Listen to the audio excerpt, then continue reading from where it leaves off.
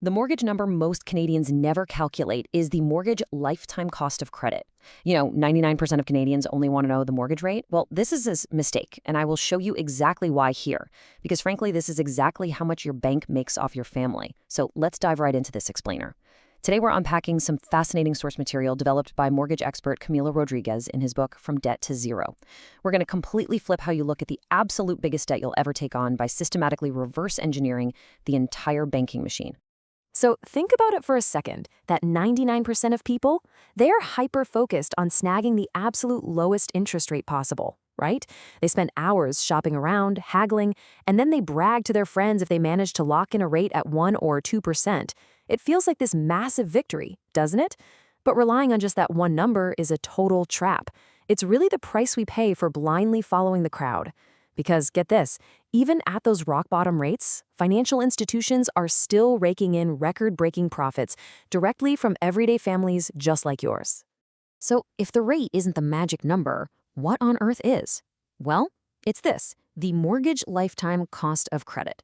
Think of it this way. If you take every single mortgage payment you're going to make over the next 25 or 30 years, and you just add up the interest portion, that massive accumulated amount is your true cost of credit.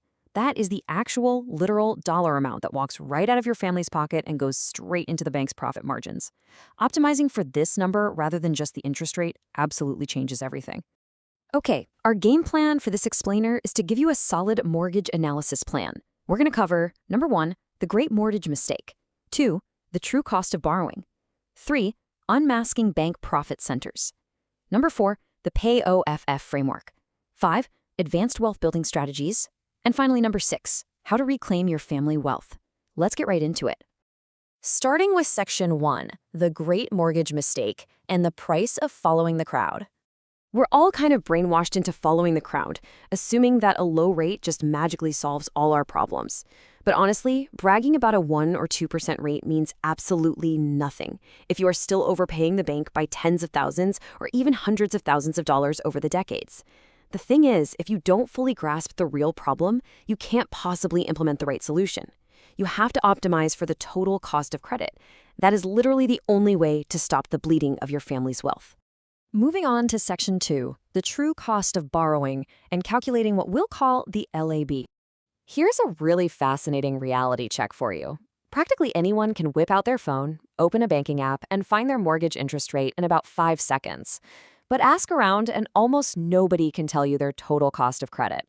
To put this into perspective, for a standard $500,000 mortgage, following the crowd means your cost of credit might be a staggering $450,000 in interest alone. But if you optimize what the source material calls your LAB, your lifetime amortized borrowing cost, you could drop that to $350,000 or even a highly optimized $300,000. That is over $150,000 that stops leaving your family's pocket. Which brings us to Section 3, unmasking bank profit centers, specifically the savings spread. Now, look, banks are essential. We need them. They provide liquidity, stability, and they actually let us buy homes when we don't have all that cash sitting around up front. But at the end of the day, they are a business. And to run your family's finances like a profitable business, you really have to understand exactly how banks use your own money to generate massive wealth for themselves. Here's how it works. Step 1, you deposit your hard-earned emergency savings for a rainy day. Step 2, the bank pools your money with everyone else's, paying you basically next to nothing, maybe 1% interest if you're lucky. Step 3, the bank takes that exact same pooled money and lends it right back out to you and your neighbors as mortgages at 4 or 5%. And step 4, they quietly pocket that massive spread. That spread is a huge, huge profit center. All right, Section 4, the PAYOFF framework revealed and how to start reclaiming those profits. The really crucial point here is that once you see how this banking machine actually works, you don't just have to sit there and accept it. You can intercept those profits using the payoff framework as your ultimate defensive strategy. Let's break down the acronym. P is for pinch the spread by prepaying your mortgage using those idle savings sitting at the bank. A is amortization compression. Y is your debt consolidation but done the right way. O stands for optimization of taxes. The first F is flexibility with penalties, and the final F is from debt to zero. Let's take a closer look at a couple of major pitfalls people run into right here.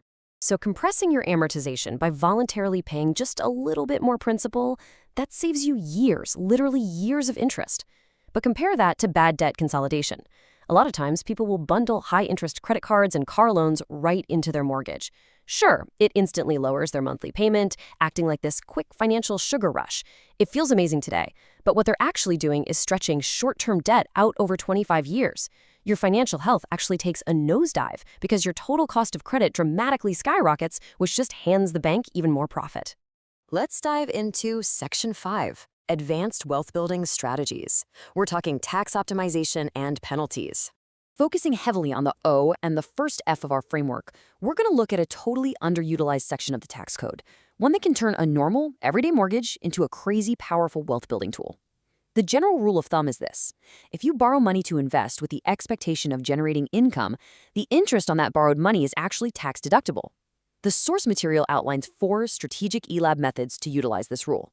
There's the conversion lab for standard investments, the rental lab, the suite lab if you've got a basement apartment, and the business lab for sole proprietorships. Using these methods effectively lets you convert a chunk of your principal residence mortgage into a massive, totally legal tax deduction. Let's zoom in on the rental lab for a second, which is also known as cash damming. Instead of just depositing your rental income straight into a checking account to pay your rental expenses, you do this instead. Step 1, you prepay your primary mortgage with that rental income. Step 2, you reborrow that exact same amount from a connected line of credit. Step 3, you pay your rental expenses with those borrowed funds. And step 4, because that specific borrowed money was used for the rental business, the interest becomes tax deductible. This legally triggers government tax refunds that you can then use to pay down your mortgage even faster. It's brilliant. But here's the catch. To pull any of this off, you absolutely need the first F in our framework: flexibility.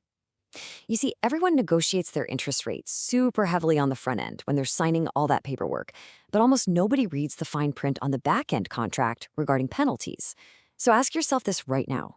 If you won the lottery tomorrow, or if some sudden life event forced you to sell your house and pay off your mortgage immediately, do you know what exactly your penalty would be? The reality out there is honestly shocking. If life forces you to break your mortgage early and you just ignored those penalty clauses, restrictive penalties can easily hit $20,000 or $25,000.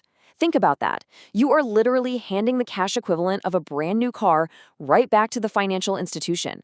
Ignoring those penalty terms just to save a tiny, tiny fraction of a percent on your front-end rate is a massive and incredibly expensive trap. And finally, Section 6. Reclaim your family wealth, taking you from debt to zero. To reach this ultimate goal of hitting zero, you absolutely have to ignore the relentless daily financial noise. The news is always screaming at us about fluctuating rates, central bank updates, market panic. You just have to tune it out. Shut that out and focus exclusively on minimizing your total LAB.